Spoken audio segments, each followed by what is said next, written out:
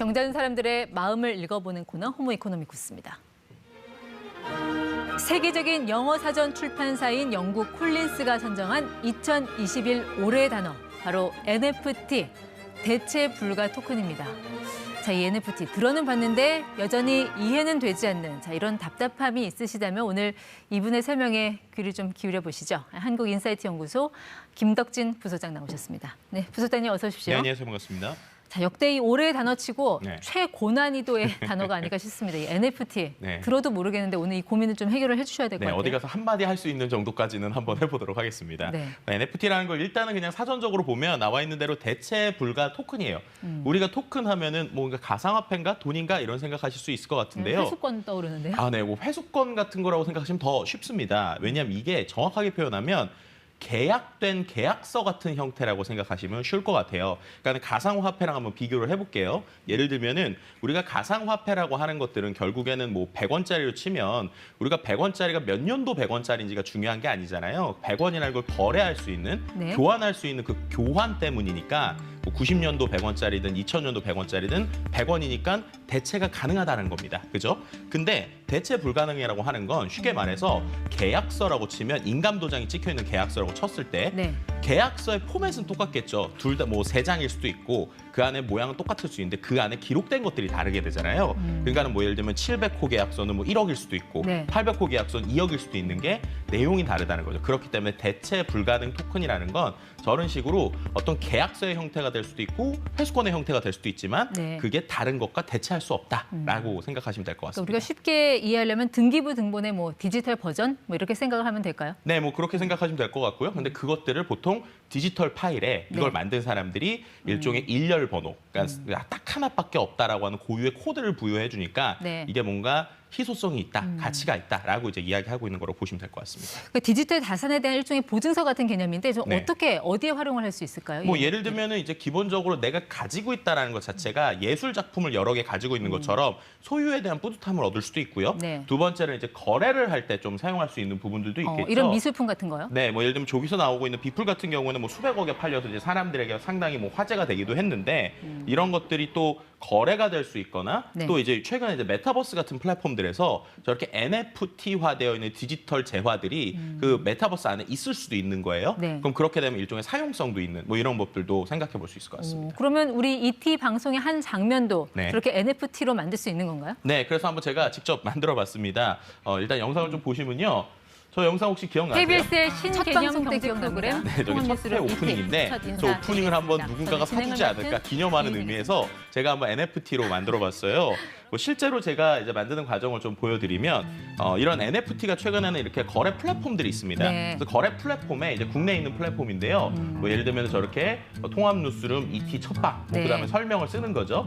그리고 나서 이미지 파일을 올리는 거예요. 근데 이미지 파일을 제가 이제 일종의 GIF, 그러니까 움직이는 동영상의 파일로 올리고 저 로열티라는 건 뭐냐면 판매될 때마다 나에게 몇 퍼센트의 수수료를 내가 받겠다라고 이제 설정을 해놓으면 네. 누가 저거를 뭐 10번 거래를 하면 거래될 때마다 저에게 수수료가 오는 방식이라고 보시면 될 것 같습니다. 그러니까 실제로 사고 파는 거래가 일어난다는 얘기인데 네. 거래 수단은 뭔가요? 가상화폐인가요? 그러니까 저기 보시면은 지금 기본적으로 저런 것들을 올릴 때 제가 금액을 설정할 수 있게 돼 있어요. 근데 네. 그 금액을 설정하는 게 대부분 말씀하신 가상화폐로 돼 있습니다. 그렇기 때문에 이게 가상화폐 거래라고 보시면 될 것 같고요. 네. 결국에는 우리가 가상의 디지털 컨텐츠를 NFT화해서 가상화폐로 거래한다라고 생각하시면 제일 쉬울 것 같습니다. 그렇군요.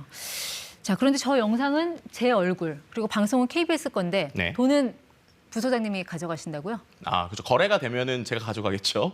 그럼 이는 이제 문제가 될 수 있죠. 말씀하신 대로 이거는 우리가 기본적으로 저작권으로 치면 저작권을 어긴 것 아니냐 뭐 이런 논란이 있을 수 있습니다. 근데 실제로 중요한 거는 이런 비슷한 거래들이 이러한 NFT 관련 플랫폼에서 일어나고 있다는 거예요. 그러니까 저는 이제 그 법적으로 보면은 뭐 소유권에서 문제가 있습니다. 하지만 지금 보시면은 기본적으로 저걸 판매하는 사람이 누구인지를 알 수 없는 구조가 대부분이에요. 네. 그러니까 저기에 보면은 디지털 아이디, 그러니까 내 지갑 아이디로 돼 있는데 그 일반적인 플랫폼에서 그 지갑 아이디가 이메일로만 연결돼 있기 때문에 이메일 주소는 알 수 수 있는데 이게 불법이면 이거 누가 불법이라고 얘기를 해야 되잖아요. 그걸 알 수가 없는 구조가 있는 네. 것이죠. 근데 이런 것들을 최근에 이제 모니터링하고 그다음에 기본적으로 뭐 핸드폰보다 연동하는 서비스들도 있지만 네. 중요한 거는 이런 거래들도 일어날 수 있다. 그래서 법적으로는 여러 가지로 좀 아직은 대응이 필요한 상황이다라고 아직까지는 좀 설명드릴 수 있을 조심을 것 해야 될 같습니다. 시장인 것 같긴 한데 네. 조금 전에 그 ET 방송 NFT는 굳이 뭐 사려는 사람이 그렇게 많지는 않을 것 같은데 주인공이 만약에 제가 아니라 BTS였다면 얘기가 전혀 달라지겠죠? 네, 그럴 수 있죠. 그렇다 보니까 최근에 이제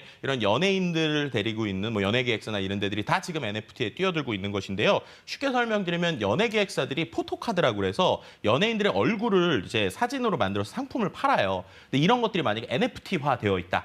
라고 하면은 한 번 거래로 끝나는 것이 아니라 모든 거래에서 수수료를 받을 수 있다거나 아니면 거래가 되는 것들을 이제 어떤 거래 내역을 볼 수 있다거나 네. 심지어 동영상 형태로도 판매할 수 있다 보니까 이쪽에 최근에는 이제 관심을 많이 가지고 있는 상황이고 국내 또 SM이나 아니면은 이제 JYP 같은 경우 또 BTS 같은 경우는 하이브 같은 경우도 다 이것에 뛰어들겠다라고 지금 얘기하고 있는 상황이라고 볼 수 있습니다. 실제로 그렇게 연예인과 관련해 NFT를 팔아서 돈을 벌었다라든지 재미를 본 사례가 있습니까? 네, 실제로 이제 이런 엔터 쪽에서 또 스포츠 쪽에서 상당히 인기를 끌고 있는데 전 세계적으로 가장 대표적인 것 중에 하나가 바로 NBA 탑샷이라고 하는 서비스입니다. 이게 어떤 거냐면요. 이제 미국에 이런 스포츠 선수들의 카드를 모으는 취미들이 좀 있어요. 근데 기존에는 이제 종이 카드였죠. 근데 여기 보시면은 실제로 NBA에 있는 멋진 어떤 경기 장면을 동영상 카드의 형태로 NFT로 판매한다고 보시면 될 것 같고요.